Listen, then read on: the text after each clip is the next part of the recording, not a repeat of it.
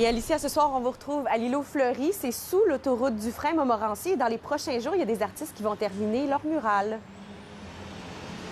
Oui, et c'est dans cette volonté de vouloir intégrer davantage d'art mural, d'art de la rue dans le paysage de Québec. Ce projet de création fait partie de la programmation de Passage Insolite qui finalement fait partie des événements de l'été ici à Québec. Donc, on parle de 14 muralistes des 4 coins du globe qui ont mis la main à la pâte. Ça permet aussi de créer des idées ensemble, de pouvoir échanger. Ça crée toute une richesse également, une richesse créative. Et j'ai eu l'occasion un peu plus tôt ce matin de rencontrer certains de ces artistes. Les piliers gris en béton sous l'autoroute Dufresne-Montmorency ne sont plus qu'un ancien souvenir.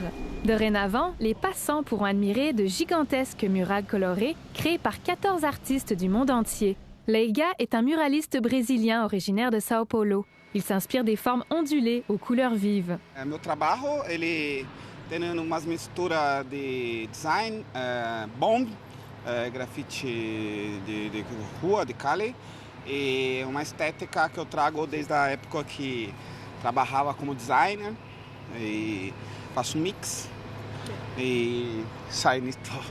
Minha primeira vez em Quebec e estou muito contente, uma cidade muito bela. Chaque artiste a eu carte blanche.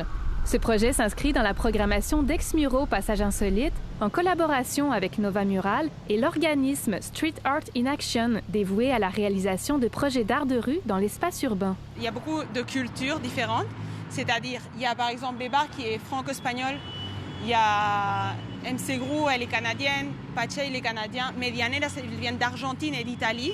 C'est la première fois que Street Art in Action intervient à Québec. J'adore ça, je pense, je ne vais pas arrêter là de créer des projets parce que c'est ma passion, j'ai encore envie d'embellir encore plus le Québec. L'artiste de Québec, MC Grou, a choisi de créer une œuvre en hommage à la jeune Iranienne Mahsa Amini, tuée l'an dernier par les autorités pour ne pas avoir porté son voile adéquatement. C'est l'association des Iraniens de Québec qui m'ont approchée parce qu'eux, ils voulaient qu'on parle du mouvement Femmes, Vie, Liberté. C'est une révolution en ce moment en Iran, mais aussi partout dans le monde, pour le droit des femmes, pour la liberté des femmes. Je ne suis pas d'origine iranienne, mais je suis une femme. Ça vient directement me chercher. Voir tous les artistes en train de peindre, moi, ça me rend, je sais pas, c'est magique. Ouais. Les murales seront terminées ce samedi. Le public est d'ailleurs invité au lancement officiel en fin d'après-midi. Et le lancement donc, qui a lieu samedi, ce sera en formule 5 à 7. D'ailleurs, si vous êtes intéressé, vous allez même pouvoir rencontrer les artistes qui seront également sur place.